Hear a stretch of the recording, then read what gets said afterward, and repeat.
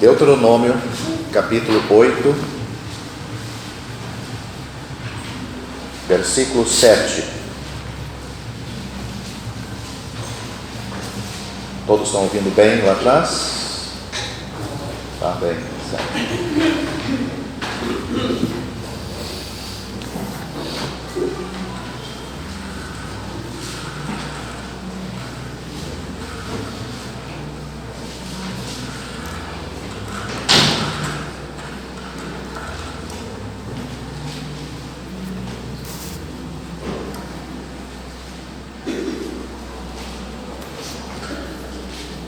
Então, Deuteronômio, capítulo 8, versículo 7. Aqui nós temos Moisés falando para a nação de Israel as bênçãos da terra prometida, a terra de Canaã.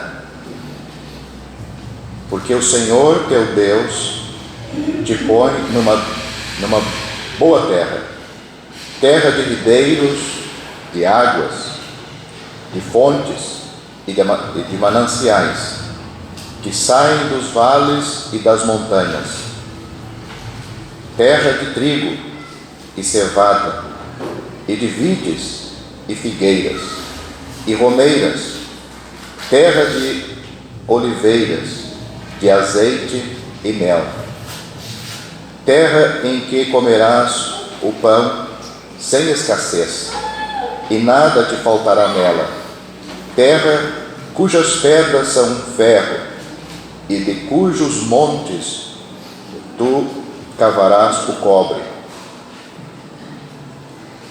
Vamos ler somente até aqui. Agora nós vamos para 2 Reis.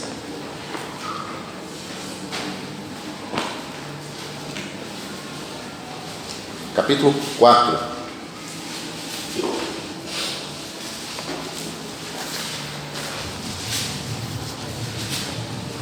Segunda Reis, capítulo 4, vamos começar no versículo 18.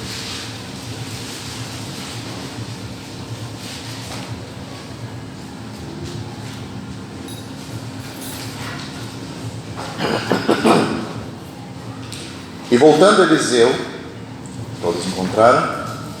Segunda Reis, capítulo 4, versículo 38. E voltando Eliseu a Gilgal, havia fome naquela terra, e os filhos dos profetas estavam assentados na sua presença. E disse ao seu servo: põe a panela grande ao lume, e faze um caldo de ervas para os filhos dos profetas. Então um deles saiu ao campo a apanhar ervas, e achou uma parra brava, e encheu dela, e colheu dela, enchendo a sua capa de colossíntidas, e veio e as cortou na panela do caldo, porque não as conheciam.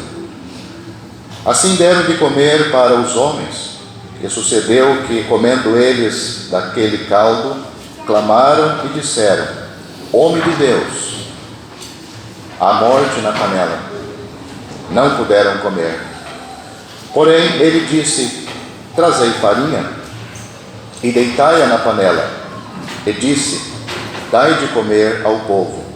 E já não havia mal nenhum na panela. E um homem veio de Baal-salissa e trouxe ao homem de Deus pães das primícias, 20 pães de cevada, e espigas verdes na sua palha, e disse: dá ao povo para que coma. Porém seu servo disse: isto é o servo de Eliseu, e quem disse foi Eliseu, não foi o homem que trouxe, né? Então seu servo disse: como hei de pôr isto diante de 100 homens? E disse ele: dá ao povo para que coma, porque assim diz o Senhor: comerão e sobejará. Então lhe-os pôs diante, e comeram, e ainda sobrou, conforme a palavra do Senhor. Esta é a nossa leitura, e que Deus abençoe a sua palavra. Sem dúvida, Essas histórias do Antigo Testamento têm ensinos espirituais e, com a ajuda de Deus, vamos pensar um pouco neste acontecimento para o nosso proveito e bênção esta noite aqui. A primeira coisa que nós encontramos de anormalidade aqui é esta frase: havia fome naquela terra, em Gilgal, e não só ali. Mas nós acabamos de ler em Deuteronômio Moisés falando das bênçãos desta terra. Notaram o que é dito lá? Bênçãos incontáveis, tanto na plantação, na agricultura, como na terra, água. Lá é dito que esta terra seria uma bênção para esta nação, não lhes faltaria nada. Mas agora aqui, muitos anos se passaram, e qual é a situação da terra? Qual é a situação do povo de Deus que habitava nesta terra? Aonde Deus havia prometido para eles, aonde Deus tinha dito que era uma terra que ia manar leite e mel, uma terra que seria uma bênção para o seu povo separados dos demais povos do mundo. Deus tinha a intenção que eles fossem representantes dele entre as nações. Mas primeiro, o povo de Deus tinha que servir a Deus. Para o povo de Deus, naquela época, ser um testemunho para o mundo, eles tinham que ser um bom testemunho entre eles. Eles tinham que ser fiéis a Deus. Eles tinham que obedecer a Deus. Eles tinham que temer a Deus. Mas não era isto que estava acontecendo. Naquele mesmo capítulo em que nós lemos, não lemos todo, nós temos lá também que se o povo se desviasse, o povo de Deus se desviasse de Deus, dando lugar nas suas vidas, dando lugar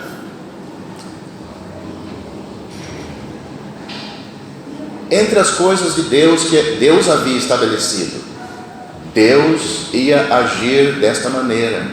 Aquilo que brotava da terra de bênção naturalmente, que Deus tinha providenciado, Deus havia dito que ia tocar naquilo para fazer o povo ver o seu pecado, o seu desvio e se arrepender. Então, esta é a situação em que estava vivendo Eliseu e estas pessoas aqui. Nós vamos começar a pensar nesta cidade chamada Gilgal. Gilgal era a primeira cidade que o povo de Israel se encontrou depois que passou o Rio Jordão. Eles já haviam passado o Mar Vermelho. O Mar Vermelho nos fala da separação do mundo. O Egito nos fala do mundo. Faraó nos fala do príncipe deste mundo, nos fala do diabo. Mas Israel havia deixado, o povo de Deus havia deixado o mundo. Agora não eram mais escravos do mundo. Não eram mais escravos de Satanás. E para mostrar isto de uma maneira literal e uma aplicação espiritual, eles cruzaram o Mar Vermelho. O Mar Vermelho então nos fala do que hoje nós temos na nossa vida espiritual: a morte para o mundo, a separação do mundo e a separação do príncipe deste mundo, Satanás. Mas havia outro rio para eles cruzarem, o Jordão. Gilgal ficava do outro lado do Jordão. Gilgal já fazia parte da terra prometida, não era mais o deserto. O deserto, eles foram testados, foram provados. O deserto nos fala de um período, de uma área na vida do povo de Deus. Canaã também tinha outro tipo de provas. O deserto era um tipo de prova para a nação de Israel. Canaã também tinha outro tipo de prova. Eles cruzaram o Rio Jordão. O Rio Jordão nos fala a morte para a carne. Paulo disse: o velho homem, eu estou crucificado com Cristo. E vivo não mais eu, mas Cristo vive em mim. E a vida que agora vivo-a na fé do Filho de Deus, que me amou e se entregou por mim. Então, estas coisas literais que aconteceram com a nação de Israel, o povo de Deus, têm uma aplicação para nós hoje, na nossa vida espiritual. Isto nós temos em Cristo, através da salvação, do novo nascimento. Essas coisas não são um processo na vida do crente, como foi um processo literal na vida da nação de Israel. Essas coisas acontecem na hora da salvação. Estas coisas posicional, muitas vezes o crente leva tempo para colocar essas coisas em prática, mas a realidade, a obra foi feita por Deus através do seu Filho. Então, com a ajuda de Deus, vamos pensar um pouquinho sobre estes assuntos agora. Então, Gilgal, ali nesta cidade, neste local, aconteceram algumas coisas. Isso está em Josué capítulo 5, o que aconteceu. Lá nós vemos Deus mandando a nação de Israel circuncidar aquela nova geração, porque a primeira geração morreu no deserto. Por causa do seu pecado, da sua desobediência a Deus, eles não entraram na terra prometida. Mas agora esta outra geração chegou ali e cruzou, estão em Gilgal. Eles vão lutar contra Jericó. Mas antes de enfrentar o inimigo, antes de sair em batalha contra o inimigo, eles tinham que fazer um acerto com Deus. Precisava regular as suas vidas com Deus. E a primeira coisa a ser feita era a circuncisão. O que é a circuncisão hoje? Muitos dizem que é o batismo de criança. Não tem isso na Bíblia. Paulo disse que a circuncisão somos nós. Filipenses capítulo 3, versículo 3. A circuncisão somos nós, que não confiamos na carne. A circuncisão é a morte da carne, para vivermos a vida espiritual em Cristo. Já citei as palavras do apóstolo em Gálatas. Ele disse: eu estou morto. Ele disse: eu estou crucificado com Cristo. Ou seja, morto com Cristo. Este primeiro eu está falando do seu velho homem, mas ali tem um outro eu. Ele disse: eu estou crucificado com Cristo, e vivo não mais eu, mas Cristo vive em mim. E a vida que agora vivo-a na fé, vivo-a na fé do Filho de Deus. Então, lá nós temos o velho homem, mas nós temos o novo homem. O velho homem foi crucificado com Cristo, mas agora temos uma nova natureza. Cada pessoa salva, ela recebeu esta nova natureza para agradar a Deus, para fazer a vontade de Deus. É interessante que existiam muitas histórias nos dias de Eliseu e de Elias, o profeta anterior, mas é interessante como as histórias estão colocadas na Bíblia de forma a ter proveito para nós, a ter ligações importantes, começando com até o nome das cidades e acontecimentos que se sucederam naquele período. Então, o que está nos dizendo aqui? O que nós lemos aconteceu em Gilgal. Diz aqui, voltando Eliseu a Gilgal, havia ali os filhos dos profetas. Nós lemos nesta mesma passagem de 100 homens. Eles estavam ali e havia fome na terra. Neste capítulo nós vamos aprender que só o Senhor tem autoridade no meio do seu povo. Só Ele tem autoridade para dizer o que o seu povo deve fazer. Esta figura nós vemos em Eliseu. Havia fome. Nós vemos que estes 100 homens estavam sentados, esperando em Deus. Cada um não criou alguma coisa que ele bem entendeu que poderia ser feito para resolver este problema. Sem dúvida, eles sentiam a culpa e sentiam o desvio da nação de Israel naqueles dias, mas eles estavam esperando em Deus, esperando o conselho de Deus, ouvir a voz de Deus. E é nessa situação que chega Eliseu. Ele chega em Gilgal. Os filhos dos profetas estavam assentados, diz aqui, na sua presença. O povo de Deus hoje deve se assentar na presença do Senhor.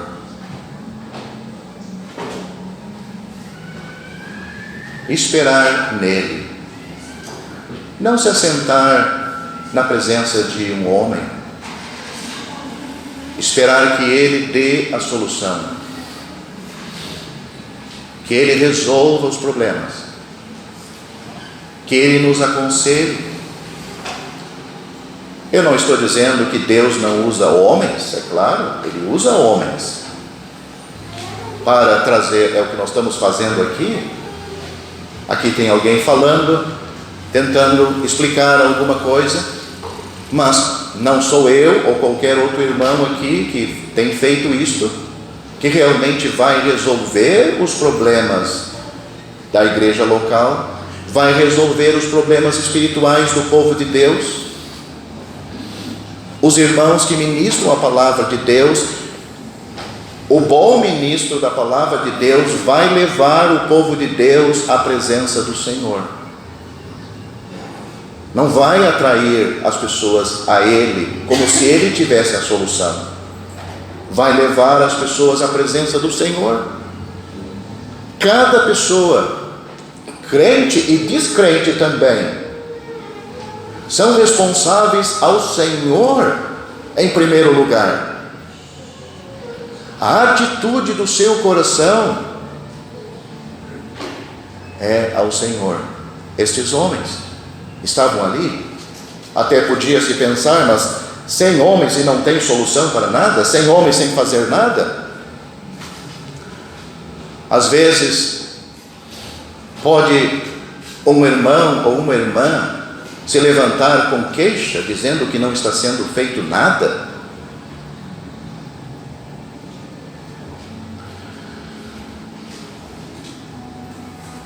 Talvez, e possivelmente está sendo feito muita coisa, como por exemplo, tem irmãos orando por certos problemas. Aqui nós vemos a carne do homem. Gilgal é aonde Deus mandou cortar e tirar a carne dos israelitas. O povo de Deus e a obra de Deus não pode ser administrada, não pode ser levada pelo poder da carne.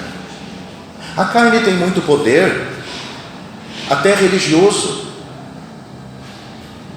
E às vezes pensa-se que Aquele ato é um ato espiritual, porque está agindo numa energia, numa força, num ânimo.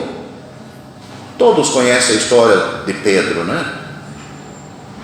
Não tinha homem mais animado do que ele? Não tinha homem mais pronto para dar solução para todas as coisas? Ele disse: Senhor, se tu vai morrer, eu vou morrer contigo. O Senhor convidou ele e mais dois para ir ao jardim do Getsêmani e orar.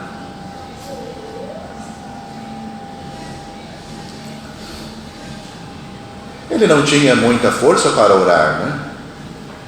O Senhor voltou, ele estava dormindo. O Senhor perguntou para ele: então, Pedro, não pudeste vigiar comigo 1 hora? 1 hora. O Senhor voltou a orar novamente, e voltou outra vez, 3 vezes. O Senhor disse para Pedro naquela ocasião: vigiai e orai, porque na verdade o espírito está pronto, mas a carne é fraca. Em que sentido a carne é fraca? Porque a carne é forte, né? A carne é muito forte. A carne tem trazido muitos problemas para nós. A carne é fraca para a obra de Deus. O espírito, na verdade, está pronto, mas a carne é fraca. Ela não resiste fazer a obra de Deus. Ela pode ter a aparência religiosa, ela pode ter ânimo, mas é carne. Não vai realmente produzir nada para Deus. Não vai. O Senhor Jesus disse em João capítulo 6 que a carne para nada aproveita, mas o Espírito vivifica. Temos que sermos crentes espirituais, não dando lugar à carne. Então, esses homens, esperando aí na presença de Eliseu, ouviram uma voz, ouviram a palavra. Nós vamos ouvir se nós permanecermos na presença de Deus. Muitas vezes Deus está fazendo um teste conosco. Se nós temos paciência, se nós somos perseverantes, esta é uma palavra bíblica, muitas vezes citada. Então Eliseu abre a sua boca, e aí temos a voz, temos um mandamento, temos uma ordem. O que era para fazer? Coloque a panela grande no fogo.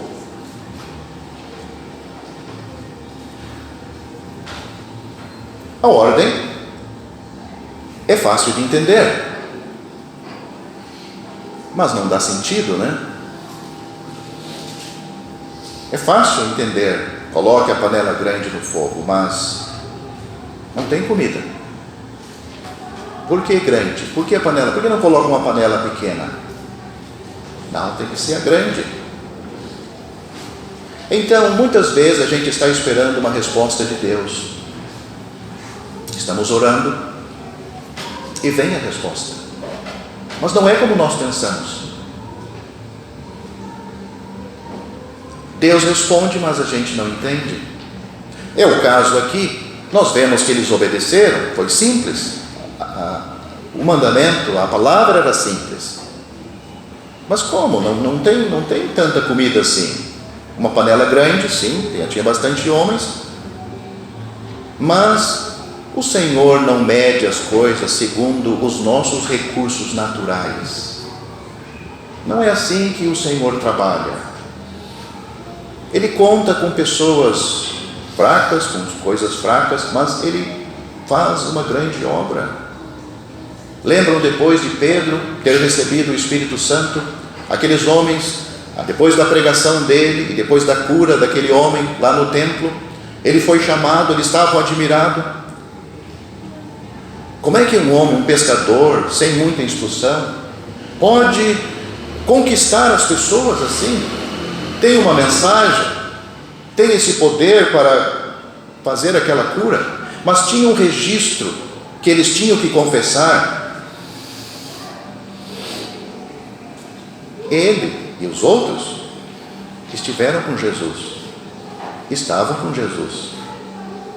Então, aí está o segredo de Deus para todos nós. Não confiamos na carne, não dependemos de nós mesmos, mas nós andamos com Jesus, nós temos comunhão com Ele. Os nossos corações, as nossas almas são ligados, apegados a Ele. Recebemos a força dEle, a sabedoria dEle. Temos disposições em nossos corações para nos sujeitar a Ele. Como eu disse, nós temos aí a velha natureza, a carne, e muitas vezes ela vem cobrar, né? Porque quantos anos vivemos na carne? Até o dia da salvação, 18 anos, eu fui salvo com 18 anos.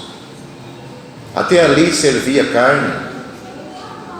Então a carne tem aí os seus apetites que viveu antes, e ela volta para exigir, porque ela está com fome, ela foi colocada no lugar de morte, e vai do crente aí fazer a escolha. Se ele não está sendo alimentado, se não está sendo alimentado a nova natureza,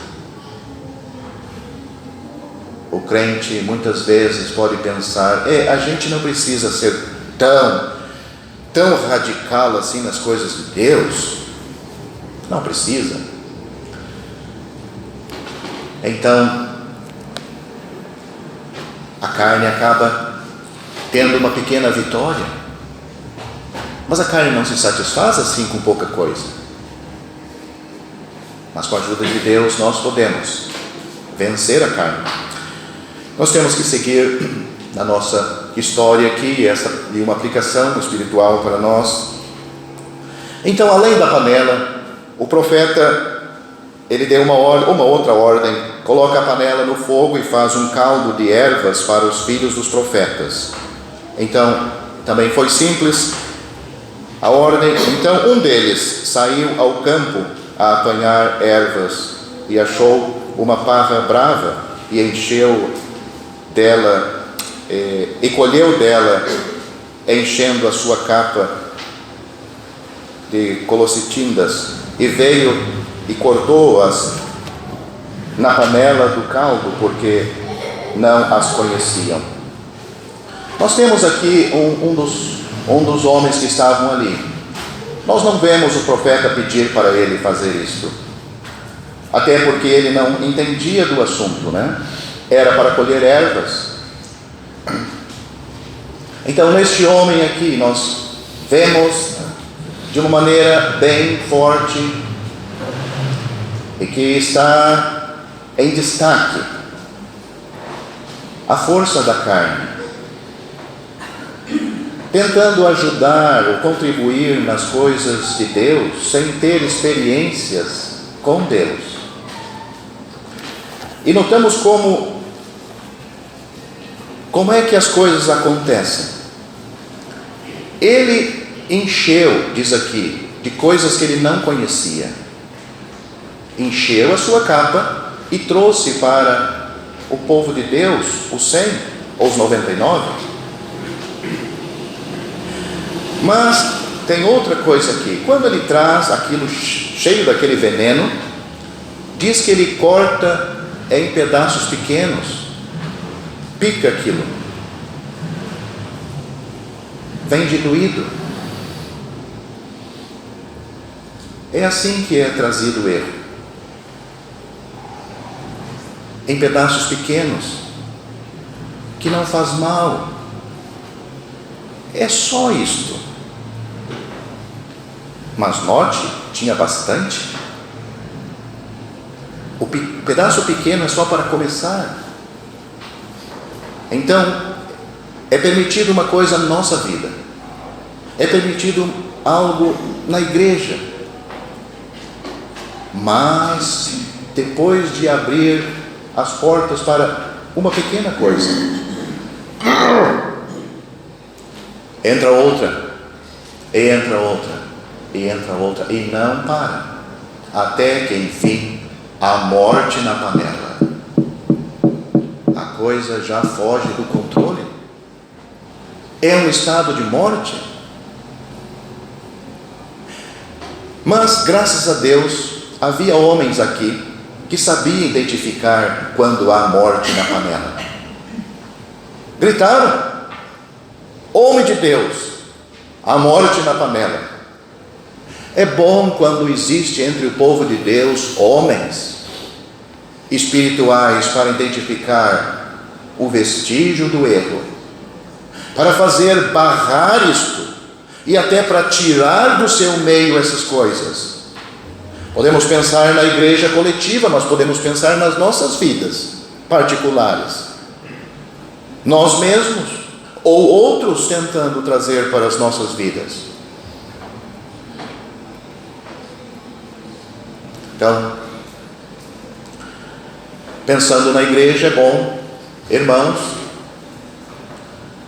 que tenham condições de aplicar o remédio de Deus para o povo de Deus, convencendo-os que a palavra de Deus não apoia essas coisas, para realmente para uma igreja ter vida. Lembra Apocalipse?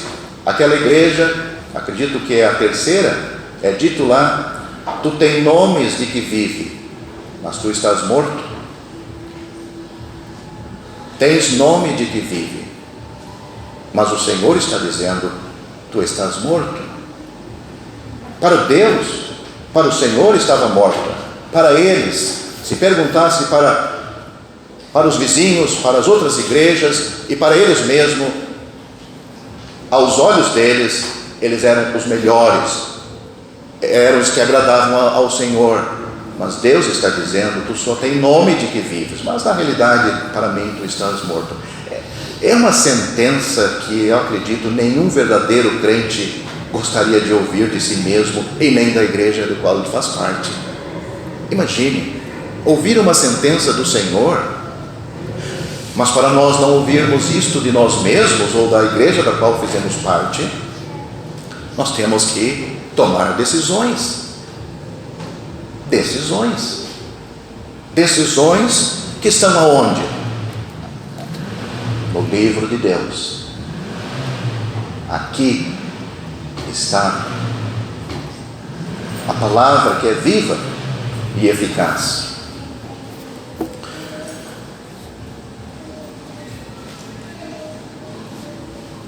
Então, o que foi feito? Vamos botar tudo fora e começar de novo? Não. Esta é uma solução do ser humano, né? Deus podia ter feito isso com Adão e Eva. Ah, vocês erraram? Então, vou exterminar com vocês, vou criar outra raça de pessoas. Não.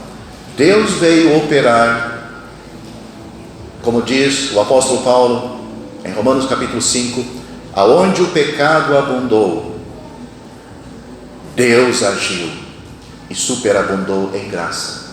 A mesma coisa acontece aqui. Sim, tem erro gravíssimo, a morte na panela, mas aí vamos botar tudo fora?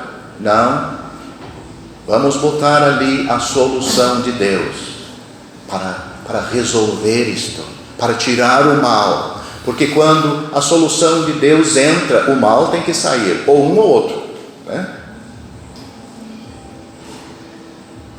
Um tem que ceder espaço para o outro. Os dois não podem viver juntos. Qual é a solução? Eliseu mandou: olha, traz farinha, coloca aí. E pronto, está resolvido. Será que os homens sabiam essa solução? Será que nós temos, pela nossa sabedoria, nossa capacidade, temos soluções para resolver os problemas dos irmãos, das irmãs e vários problemas que surgem que a gente nunca esperou, nunca sonhou? Deus tem solução para os problemas. Temos que procurar nele. Então, aqui nós temos mais uma vez, de forma figurada, a palavra do Senhor, a solução do Senhor, a instrução do Senhor. Esta farinha nos fala do Senhor Jesus.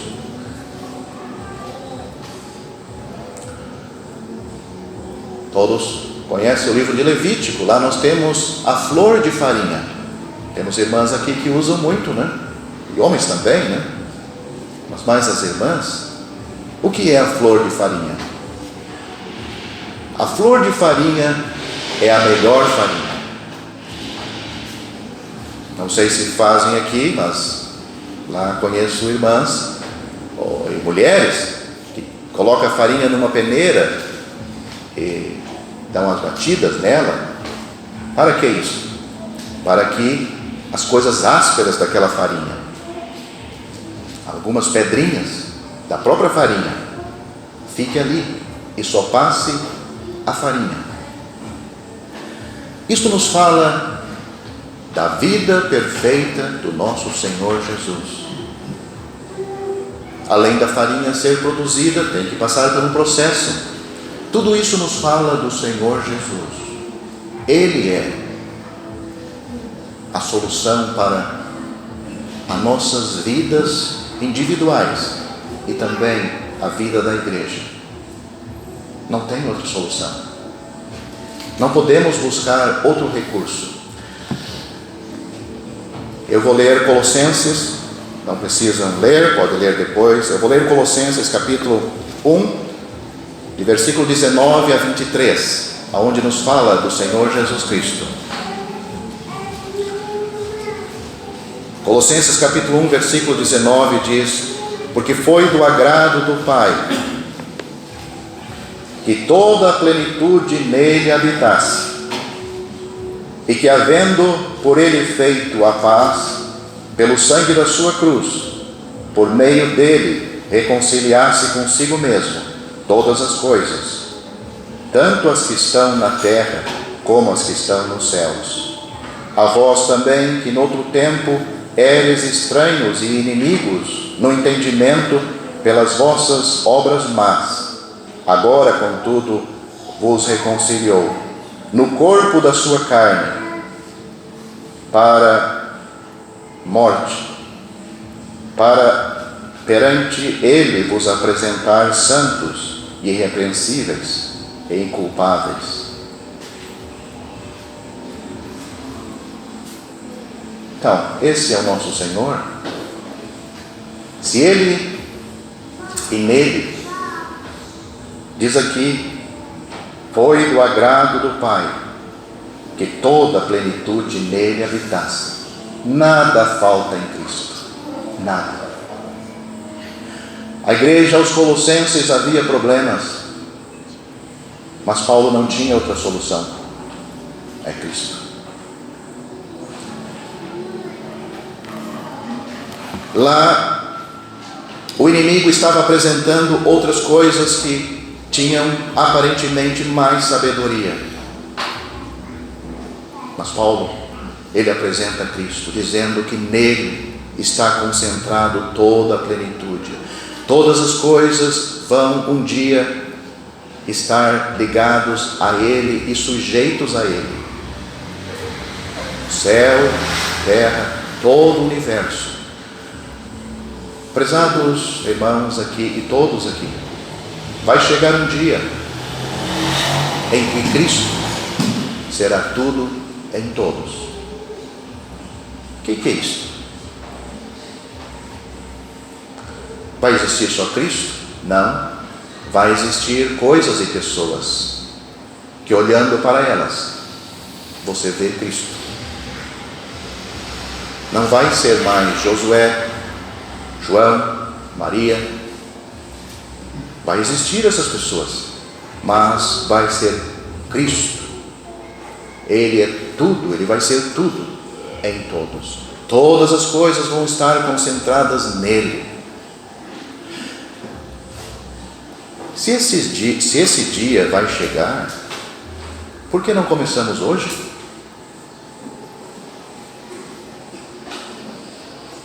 Vai ser o dia de Deus, sim, quando vamos estar livres da nossa carne, das nossas fraquezas, mas hoje nós temos recursos para, pelo menos, procurar chegar perto destas realidades. Então a solução veio, como eu disse, não foi botado tudo fora. Nós não devemos ver sempre coisas sem solução. Devemos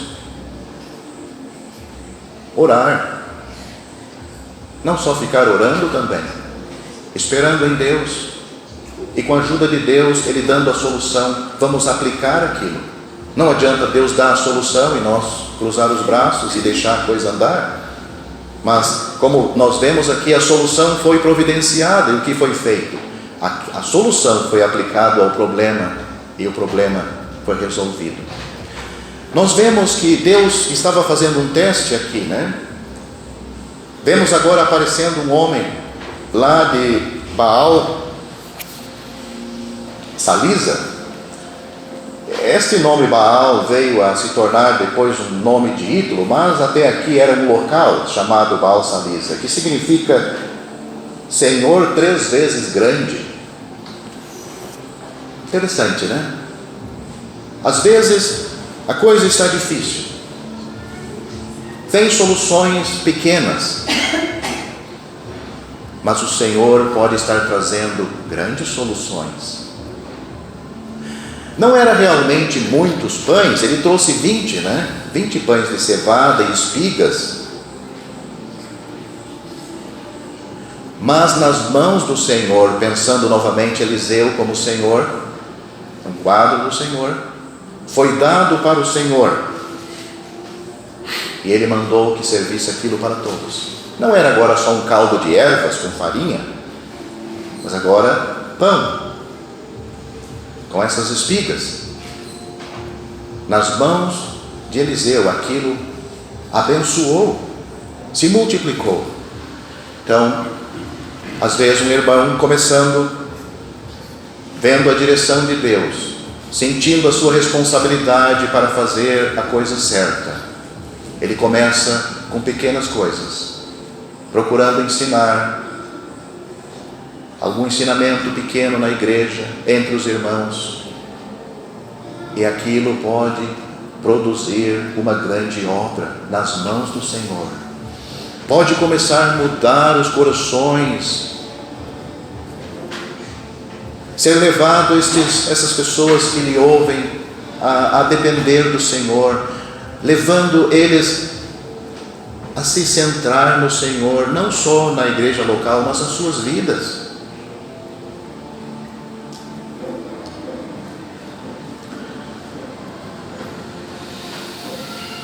Então,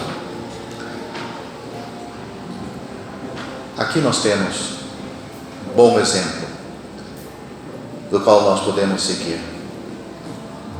Deus, Ele tem um padrão para o seu povo. Se nós queremos as bênçãos de Deus, se nós queremos realmente agradar a Deus, estar em conformidade com a vontade de Deus, nós temos que obedecer a Ele, nos sujeitar a Ele. Não ver, se a gente está vendo problemas e pensar está tudo perdido, pode ser que esteja, mas o Senhor pode mudar isso. Alguém tem que começar, alguém tem que fazer. Sem dúvida Deus quer abençoar o seu povo. Deus, Ele tem prazer em trazer, em resgatar o seu povo, mesmo que necessite arrependimento. Deus, Ele abre as portas. Ontem nós pensamos o Senhor Jesus batendo a porta, Ele buscando, Ele querendo abençoar. Que o Senhor abençoe a sua palavra para todos nós esta noite. Se você gostou deste vídeo, deixe seu joinha, isso nos ajudará a divulgá-lo. Também não se esqueça de inscrever-se em nosso canal. Ative o sininho das notificações para que você receba os novos vídeos. Deixe seus comentários Obrigado por assistir este vídeo.